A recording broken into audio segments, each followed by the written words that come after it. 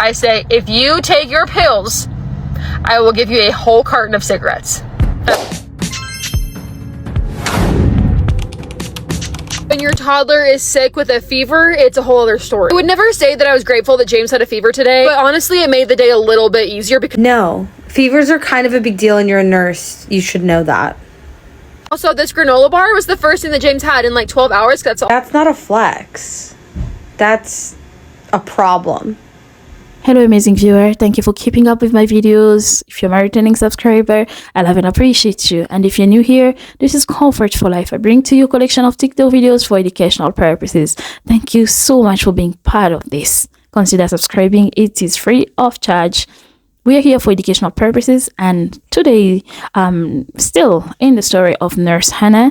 If you haven't watched my previous video, I will advise you to watch, because I went on to share the first part of her life. So her as a mother raising a son, now pregnant, how is she coping with that?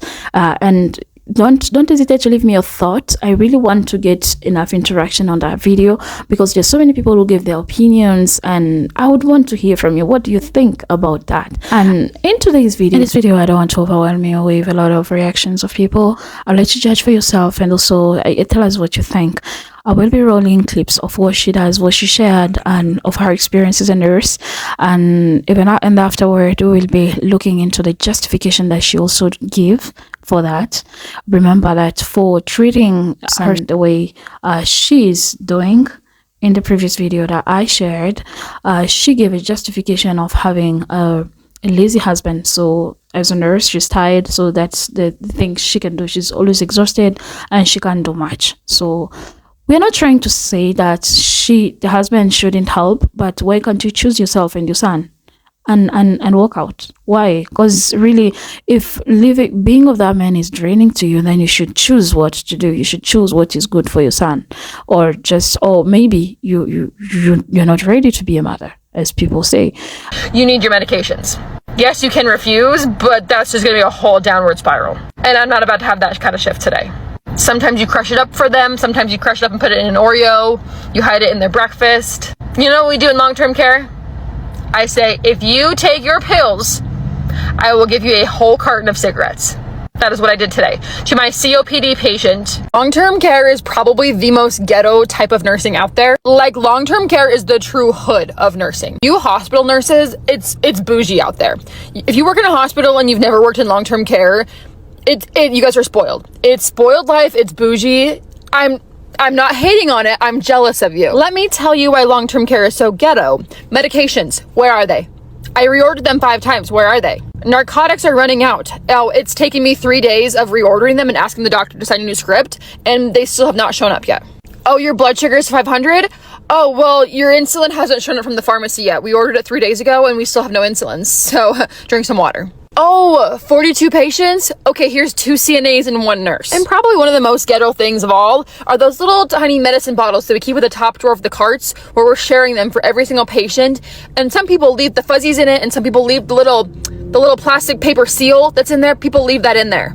Some of the patients are Hoyer lifts. Where's the Hoyer? Oh, it's broken. Sharing medications. I'm not even going to explain that one. You're only going to know what I'm talking about if you work in long-term care. I love long-term care. But let's be real, it's ghetto out here. We're working in the hood, for real. If you bite, I'm gonna bite you. Not hard, but like enough that like, hey, that doesn't feel good. Don't go biting people, don't go hitting people. It's gonna happen right back to you. You need to eat your food. If you're still hungry after what I give you is gone, then you can have something else. If you want cereal for dinner, you better eat what you have for dinner, and then you can have your cereal if you're still hungry afterwards. Nap time is nap time. If for some reason you're not tired and it's nap time, you can go hang out in your bed, you can go hang out in your crib, whatever, but nap time's nap time, because that's also my break. So I'm 25 weeks pregnant, and let me tell you the real reason why I haven't been able to go to the doctor. Because I believe that going to the doctor while you're pregnant is 100% necessary. I just haven't been able to go. So as a travel nurse, insurance is really, really tricky. It sucks. And I was trying to be, like, back in November, I was really trying to, like, plan ahead. I'm like, Kate, we are going to probably want to start having more kids here pretty soon. I need to figure out good insurance. Last time when I was pregnant with James, we paid $10,000. So I was like, we are not doing that again. I am not paying $10,000 for this baby. We need to figure out something different. So I found a really good insurance company that was going to be like $2,000, basically like my out-of-pocket max or however it works, right? Yeah, it turns out that was a scam. So I'm pretty sure it was a scam. Let's talk about how I accidentally became a nurse. So basically, I showed up on test day thinking it was a test to get into the cosmetology program. It was a test about like reading, writing, and things like that, just to make sure that you could actually like perform well in school. The entire time I was taking the test, I literally thought I was taking the test for the cosmetology program.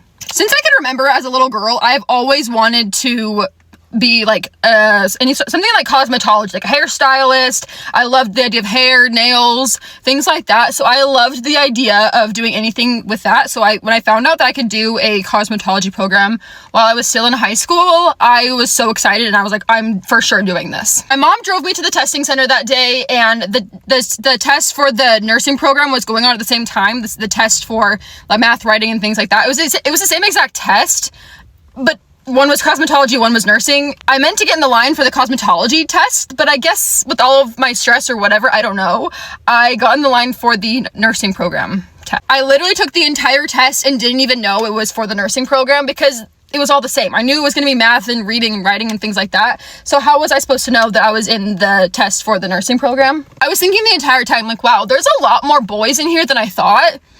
I didn't realize there were going to be like a lot of boys interested in like cosmetology. I mean, not that that's a bad thing, but like I was like, wow, like I didn't think there was gonna be that big of a turnout for the boys. I literally didn't even know I took the test for the nursing program until I got the results in my email on my test. Said that I had passed the test and they were wanting to know when they could schedule an interview with the nursing instructors. So I was so confused as to like why the nursing instructors wanted to interview me for the cosmetology, program. Like I didn't understand. It wasn't until that moment when I was like, oh my gosh, I think I literally just took the test for the nursing program, not the cosmetology program.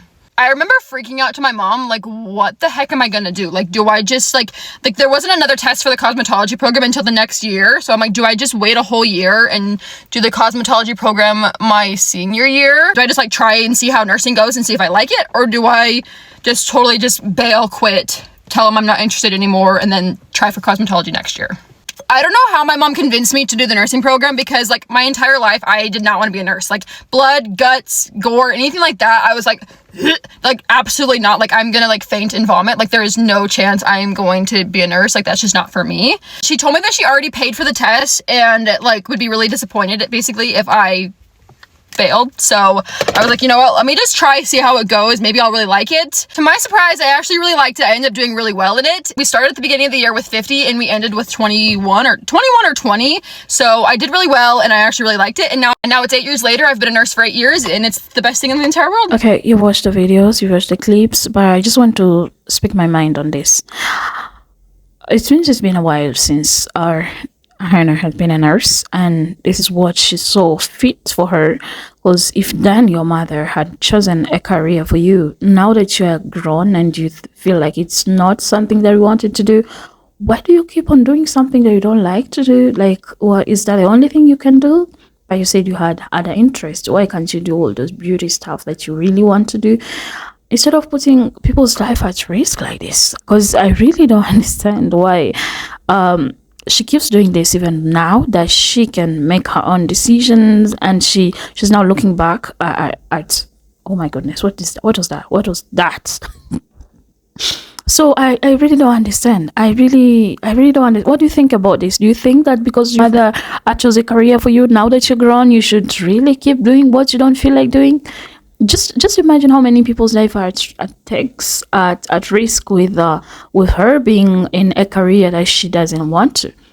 And I'm sorry to say that even being a mother maybe was never part of what you wanted to be. So if you really want to show us authentically who you are, now you should tell us that you are not ready to be a mother as well, so that this poor boy can get help somewhere else. And even with the current pregnancy, we are worried. We really worried with what you've seen with how the child is being raised and things that are happening. Oh no, it's really hectic. It's not healthy for any child to even go through that in any circumstance. But then looking at her sharing her lifestyle with a smile comfortably makes me think that she might have a mental problem that has been unaddressed or undiscovered, kind of sorts, I don't know what you think about this, and what does she want us to think after sharing all this stuff? What does she really want us to think about?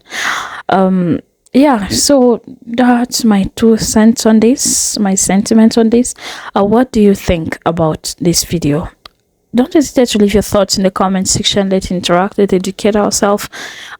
This was it about this video. Until we meet again, it's been a pleasure having you on my channel. Don't forget to like the video, give it a thumbs up for recommendation, but also don't forget to subscribe to the channel. Goodbye for now. Appreciate you and stay tuned for more. We are here.